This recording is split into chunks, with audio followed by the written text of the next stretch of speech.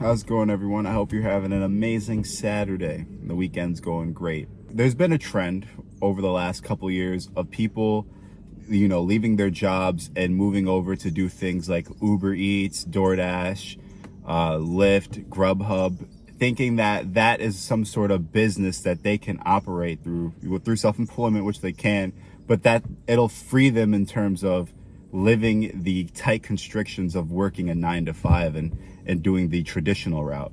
Well, whoever thinks that, you've got it all wrong, and they've got it all wrong. Any sort of rideshare app or Lyft or the one where you're delivering groceries, Instacart, that is not a real business. That is not something that is sustainable, that you have total leverage over how much money you make. You have leverage over how many runs you could try to do in a day. The way they get you is they give you the freedom of being able to have that flexibility and to disguise the idea that you're getting shitty pay and you're literally like destroying your car every time that every day that you're going out there working. Yes, there are tax benefits. That is true. However, that is not a sustainable second source of income unless you have the vehicle for that sort of thing. And the time that it takes to do that, you're better off just going out and doing something else.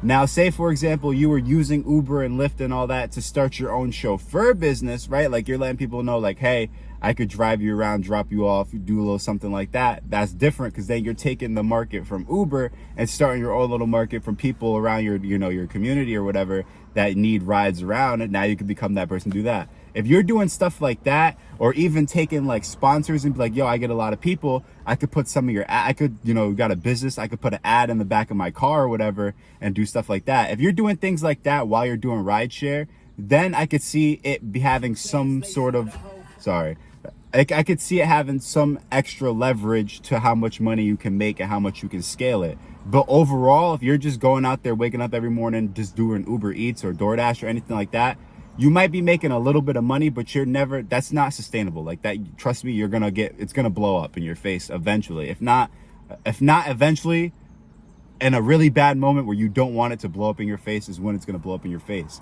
If you're watching this video right now and you find yourself doing any sort of rideshare, hell, if you don't do rideshare and if you're just an average human being and you want to know how to have some sort of wealth and build generational wealth for your family, if you don't already have it, or even just sustain it, do yourself a favor and read Millionaire Fastlane by MJ DeMarco. That will open your eyes to a lot of different jobs that are in disguise as a business, because there's plenty of them out there. And as more and more people are starting to become aware of this idea of self-employment, there's just going to be a bunch more businesses there's just going to be a bunch more jobs that are going to be in disguise as a business. One example would be owning a food truck, right?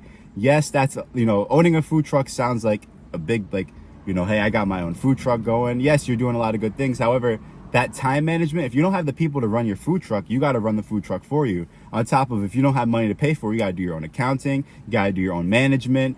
Like, you have a lot of stuff that you have to do. So then it's like, damn, you're putting so much time into doing that food truck. You could have took that money from starting a food truck, did something else that you could automate way faster. And that way, when you have more income, you could buy that food truck and you don't even have to do all the nitty gritty, dirty work. You could hire other people. And eventually, if you want to, you can hire other people to do that for you with some human resources. At the end of the day, the idea is that you don't want to trap yourself in a job that's in disguise as a business, because it's very easy to have that happen to you nowadays, especially if you aren't aware of the differences and how to tell which one is which. It happens to all of us, especially for those people who are trying to aspire to build generational wealth. Like I said, if you're interested in a topic like this, you need to do yourself a favor and read Millionaire Fastlane by MJ DeMarco to get a way better understanding. I'll make another video in the future to kind of break this down a little bit more thorough. But I seen more videos of this coming up on YouTube. I've seen people talk about it. I've even gotten DMs, like personally, people emailing me, talking to me about doing like rideshare. Trust me, I've seen this topic come up more than once. So I figured I'd give it some sort of addressment here. And then, like I said, in the future, I'll make a video kind of breaking down and go into a little bit more examples of the different types of jobs that are in disguise as a business.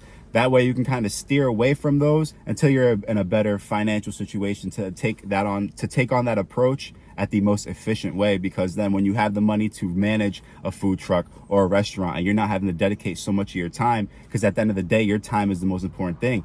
Would you rather spend all your time working 80 hours a week running one food truck, or would you rather spend 80 hours a week Or would you rather spend 80 hours a week managing multiple businesses? You know, the idea is that you don't want to be stuck to one business and then that food truck goes to shit, you're screwed. So that's the last thing you want to do. Either sticking around, subscribing, or just tuning in every now and then and just pick up on some game. And for any of those that want to increase the game that you know already, I heavily consider reading Millionaire Fastlane by MJ DeMarco if you haven't. It's an amazing book. It's a little bit of a long read, but it opens your mind up to so many different things. And you need to learn these crucial things if you want to have money. Like, if you're not learning what's in that book, you're going to be stuck. And like I said, just read it. As always, leave a like if you liked it, disliked it if you disliked it, leave a comment. I love reading them. If we can get this video to 15 likes, let's do it. Thank you for being part of the family. Peace out.